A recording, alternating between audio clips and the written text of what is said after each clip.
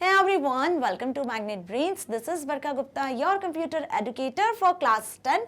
So students, हम पढ़ रहे हैं आपकी book information technology book code 402. Okay, so last video में मैंने आपको chapter number 5 basic writing skills complete करा था, जिसमें हमने टॉपिक्स कवर किए थे phrases, sentences, articles and paragraph writing, जो आपकी बुक में है. ओके, सो ये जो चैप्टर था बेस्ड था आपकी पूरी इंग्लिश ग्रामर पे, जो आप क्लास 1 से लेकर क्लास 10 तक पढ़ते आए हो. ओके, सो इसके लिए मैंने आपको डिस्क्रिप्शन बॉक्स में एक लिंक शेयर किया था. होप आपने वहां से सारे इंग्लिश ग्रामर पोर्शन को पढ़ लिया होगा और आपको ये चैप्टर बहुत इजीली समझ में आ गया होगा. ओके, आज इस वीडियो में हम डिस्कस करने वाले हैं इस चैप्टर का असेसमेंट, जो आपके चैप्टर के लास्ट में होता है. ओके, सो इस चैप्टर से कुछ बेसिक क्वेश्चंस ही आएंगे, आपको ज्यादा वरी होने की जरूरत नहीं है इस चैप्टर में. क्लियर? सो फर्स्ट हम डिस्कस करते हैं एमसीक्यूज, जिसमें फर्स्ट क्वेश्चन है a dash is a group of words that forms a unit within a sentence but is incomplete independently.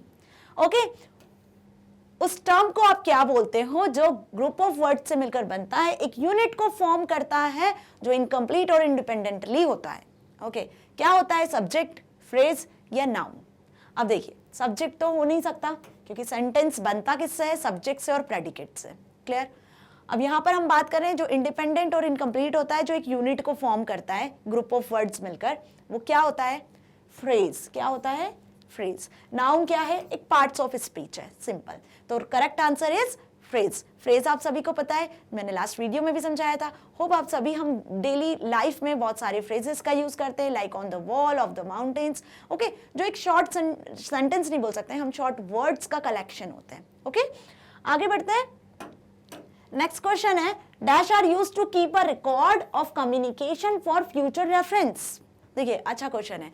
Future reference के लिए वो कौन सा कम्युनिकेशन है जो एक रिकॉर्ड रखता है? ओके, हम ओरली कुछ बात कर रहे हैं, कम्युनिकेट कर रहे हैं, तो क्या वो फ्यूचर में सेव होता है? ओके, एज ए रिकॉर्ड आप उसको सेव करके रख सकते हो, एज ए एविडेंस रख सकते हो, नहीं, है ना? तो कौन सा कम्युनिकेशन होता है वो? स्पोकन वर्ड्स, हैंड मूवमेंट्स या फिर रिटन वर्ड्स? कौन सा कम्युनिकेशन होता है वो? Written words. यदि आप कम्युनिकेशन लिख कर करते हो, कुछ वर्ड्स के फॉर्म में कम्युनिकेट कर रहे हो, तो वो चीज फ्यूचर के लिए रिकॉर्ड होती है. ओके, एज अ एविडेंस भी आप उसका यूज कर सकते हो. और रिटन कम्युनिकेशन कहाँ हेल्पफुल होता है सबसे ज्यादा?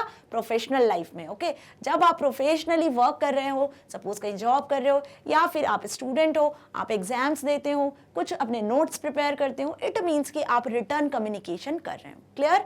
और वही as a evidence, as a future reference में भी हेल्प करता है. And dash sentences is a sentence that states a fact.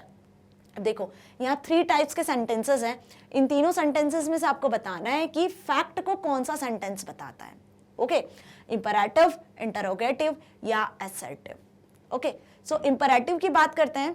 तो इंपरेटिव सेंटेंसेस क्या होते हैं? जहां पे आप कुछ ऑर्डर देते हो. सभी को पता है इंपरेटिव सेंटेंस क्या होते हैं, जहां हम कुछ ऑर्डर देते हैं. Okay, shut your mouth, open the door, close the door, this are what? This are the orders. तो इंपरेटिव सेंटेंस तो नहीं हुआ. क्यों? क्योंकि हमें क्या बताना है? जो फैक्ट को स्टेट करता है. अब इंट्रोगेटिव सेंटेंस क्या होता है? इंट्रोगेटिव सेंटेंसेस वो सेंटेंसेस होते हैं जिनमें हम कुछ क्वेश्चंस अराइज करते हैं. जो WH सेंटेंसेस होते हैं वो सारे क्या कहलाते हैं? इंट्रोगेटिव सेंटेंसेस कहलाते हैं. तो ये भी आंसर नहीं है. What is the correct answer? Assertive. Assertive वो टाइप ऑफ सेंटेंस होते हैं जिसमें आप फैक्ट को स्टेट करते हो, फैक्ट्स को बताते हो. Okay, next is a dash refers to word or a phrase that expressed a strong emotion. Strong emotion किस फ्रेज में बता सकते हो आप? यहाँ पे 3 फ्रेजेस लिखे हुए हैं. ओके, इंटरजेक्शन, वर्ब या प्रीपोजिशन. अब देखिए, वर्ब क्या होते हैं? एक्शन वर्ड्स होते हैं, है ना? तो ये एक एक्शन वर्ड से रिलेटेड फ्रेज हो गया. प्रीपोजिशन क्या होती है?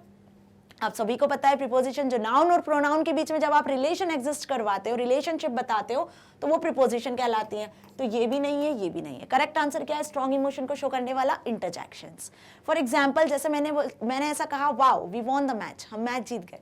Wow, hurray, these are the strong emotions word. Okay, जो किसमें यूज करते हैं हम? इंटरजेक्शन में यूज करते हैं. Clear? Next is, okay, now next is with which of the following words we cannot use the article n. कुछ options आपको यहाँ दिए हुए. इन वर्ड्स के पहले आपको ये बताना है किस वर्ड के पहले n आर्टिकल नहीं लगेगा. इस तरीके का क्वेश्चन भी आपके एग्जाम में आ सकता है. European, are and egg. अब आपको अच्छे से पता है कि एन आर्टिकल का यूज कहाँ होता है, वोवेल्स के आगे होता है। जो वर्ड्स के साउंड वोवेल्स की तरह होते हैं उसके आगे हम एन का यूज करते हैं, ओके। और जिन वर्ड्स का साउंड, स्टार्टिंग साउंड यदि कॉन्सोनेंट होता है तो उसके आगे हम ए यूज करते हैं। तो अब यहाँ देखिए आप, एग, इसका साउंड कैसा हो रहा है, वोवल साउंड, तो इसके आगे आप एन यूज करते हो। आर, इसका भी साउंड कैसा हो रहा है, वोवल साउंड हो रहा है, तो इसके आगे भी हम एन यूज करेंगे। बचा क्या, यूरोपियन, देखिए यूरोपियन वोवल से स्टार्ट हो रहा है लेकिन इसका साउंड कैसा है, कॉन्सोनेंट है, तो इसके पहले हम क्या यूज करेंगे, एन यूज करेंगे, ए यूज करेंगे। हमें क्वेश्चन में क्या दिया हुआ था कि आपको एन यूज नहीं करना है, तो किसके पहले हम एन यूज नहीं करेंगे, यूरोपियन के पहले हम एन यूज नहीं करेंगे। क्लियर है ये चीज अच्छे से। Next is fill-ups. अब देखिए कुछ फिल इन द ब्लैंक्स है। A group of words that makes complete sense is called. वो ग्रुप ऑफ वर्ड्स जो एक कंप्लीट सेंस बनाते हैं, मतलब जब आप किसी ग्रुप ऑफ वर्ड्स को यूज करते हो एक ऑर्गेनाइज्ड वे में तो उसका एक सेंस निकलता है, उन्हें क्या कहते हैं। हिंट्स भी आपके सामने हैं, predicate, sentence, definite, proof reading या इंडेफिनेट। हमने देखा था, क्या देखा था, कि जो ग्रुप ऑफ वर्ड्स होते हैं जिनका सेंस निकलता है उन्हें हम बोलते हैं सेंटेंसेस, है ना। अब सेंटेंसेस किससे मिलकर बनते हैं, सब्जेक्ट और प्रेडिकेट से। डिफरेंट टाइप के हमने सेंटेंसेस देखे थे, clear. Next is every complete sentence contains two parts. हर सेंटेंस दो पार्ट कंटेन करता है, जो मैंने अभी बताया, a subject and a second is predicate, subject और predicate, clear. A crucial part of writing a good paragraph.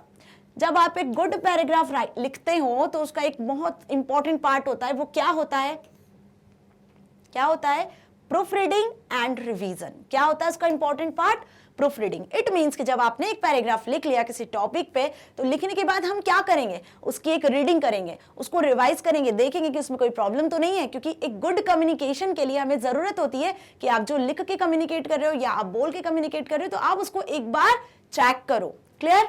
Next is a and an are two forms of. A और an किस forms के आर्टिकल हैं, definite या indefinite. ए और N किस type के article हैं, डेफिनेट, इनडेफिनेट आर्टिकल है, ओके।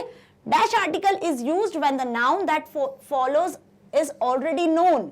जो चीज पहले से नोन है, ओके, जो स्पेसिफिक है, उसके लिए हम कौन से आर्टिकल का यूज करते हैं, डेफिनेट आर्टिकल का यूज करते हैं। So it is very easy, जो आपको बहुत अच्छे से समझ में आया होगा। आप इसको नोट डाउन भी कर सकते हो अपनी कॉपी में। नेक्स्ट हम डिस्कस करते हैं, answer the following questions. First question is what is phrase, give one example each type of phrase. देखिए यहां पर आपको फ्रेजेस आप यूज करते हो, अपने डेली लैंग्वेज में भी आप यूज करते होंगे, बट क्या होगा जब आप एग्जाम फेस करोगे तो वहां आपको पूछेंगे कुछ इस तरीके से क्वेश्चन आंसर्स, तो आपको आंसर्स लिखते हैं आना चाहिए, क्लियर। तो फ्रेजेस क्या होते हैं, अभी हमने देखा कि फ्रेजेस ग्रुप ऑफ वर्ड्स होते हैं, okay, that express a concept and is used as a unit within a sentence, okay. किसी सेंटेंस में जो यूनिट को फॉर्म करते हैं वो कहलाते हैं फ्रेज, क्लियर। अब कुछ कॉमन टाइप के फ्रेजेस थे जो हमने देखे थे, like noun, verb, adjective, adverbial and prepositional phrases, okay. और इन सभी के मैंने एग्जांपल्स भी यहाँ लिखे हुए, आप कोई और एग्जांपल भी लिख सकते हो अपने अकॉर्डिंग इन फ्रेजेस से रिलेटेड, ओके। सपोज हमने नाउन फ्रेज का एग्जांपल लिखा हुआ है, we all love eating ice cream, तो ईटिंग आइसक्रीम क्या हो गया, नाउन फ्रेज हो गया। A jewellery may be worth millions of rupees, तो मे बी वर्थ क्या हुआ, वर्ब फ्रेज हो गया, clear. Radhika walked on the stage very gracefully, तो ये वेरी ग्रेसफुली, ओके, क्या हुआ, एडजेक्टिव फ्रेज हुआ, clear. We strolled through the gardens very slowly, तो वेरी स्लोली क्या हुआ, एडवर्बियल फ्रेज हुआ, clear. All rooms below the deck are for sleeping, ये हो गया आपका प्रीपोजिशनल फ्रेज, ओके। सो जरूरी नहीं है कि आप यही एग्जांपल्स लिखो, you can write some other examples also, okay. Next question is what is definite article. अब डेफिनेट आर्टिकल क्या होता है, वेयर इट इज यूज्ड, कहां यूज किया जाता है, एंड गिव 3 एग्जांपल्स। दो टाइप के आर्टिकल हमने देखे थे, इनडेफिनेट जिसमें ए और एन था, और डेफिनेट जिसमें द आता है ना। तो the is the definite article, सभी को पता है, okay. It is used before a noun to define it is something specific. जब कोई चीज स्पेसिफिक होती है, यूनिक होती है, जिसके जैसा दूसरा कोई नहीं होता है, तो हम क्या यूज करते हैं, उसके पहले द यूज करते हैं, okay. This is something previously mentioned और नोन, समथिंग यूनिक और something being identified by speaker. जब हम किसी चीज को आइडेंटिफाइड करते हैं, यूनिकली बताते हैं, तो उसके पहले हम द आर्टिकल का यूज करते हैं। इसके कुछ एग्जांपल्स मैंने यहाँ पर लिखे हुए हैं, आप अपने अकॉर्डिंग कोई भी एग्जांपल्स लिख सकते हो। जैसे I bought a painting from the shop, the painting is very beautiful. हमने जो पेंटिंग खरीदी है, ओके, या हमने जो पेंटिंग बनाई है शॉप से, वो पेंटिंग क्या है, बहुत ब्यूटीफुल है। तो यहाँ पे हम बात कर रहे हैं किसकी, जो पहले से क्रिएटेड है, जो यूनिक है। ओके, सो वहां हमने यूज किया है द आर्टिकल। सिंपल, मैंने इसे दो और एग्जांपल्स यहाँ लिखे हुए। The social network we use most often is Facebook और इंस्टाग्राम, आप कुछ भी लिख सकते हो। The movie is based on the real life incident.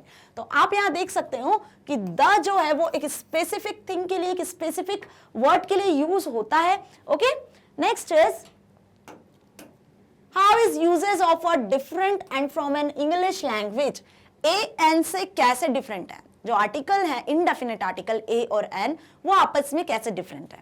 कैसे डिफरेंट है, क्लियर है सभी को कि ए कब लगता है, जब कॉन्सोनेंट होता है। कॉन्सोनेंट जो वर्ड है वो कॉन्सोनेंट से स्टार्ट होता है, तब ए अप्लाई करते हैं। और एन कब लगता है, जब वही वर्ड वॉवल से शुरू होता है, तो हम एन अप्लाई करते हैं। क्लियर, बेसिक चीज है। English has two articles, the और एंड ए एन। अब द आपने देखा एक डेफिनेट आर्टिकल होता है, और ए एन कौन सा होता है, indefinite. The is used to refer specific particular nouns and an is used to modify non-specific non-particular noun. Okay, this is the basic difference. Now we call the definite article and an the indefinite article. For example, यदि हम बात करते हैं let's read the book, I means a specific book. The का ही example लिया हुआ है। Okay, तो आप इस तरीके से क्या कर सकते हो, आंसर लिख सकते हो यदि आपके एग्जाम में आता है तो। सो स्टूडेंट्स, यहाँ आपका असेसमेंट पार्ट फिनिश होता है।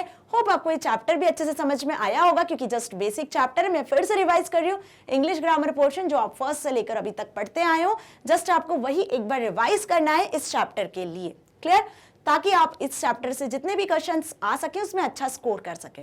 यदि आपको मेरी वीडियो अच्छी लगी है तो आप उसे magnetbrains.com से भी एक्सेस कर सकते हो। सिंपल, आपको कुछ नहीं करना है, यहाँ से अपनी क्लास को एक्सेस करना है, क्लास 10। और जैसे ही आप अपनी क्लास सिलेक्ट करते हो तो आपको यहाँ से अपना सब्जेक्ट सिलेक्ट करना है।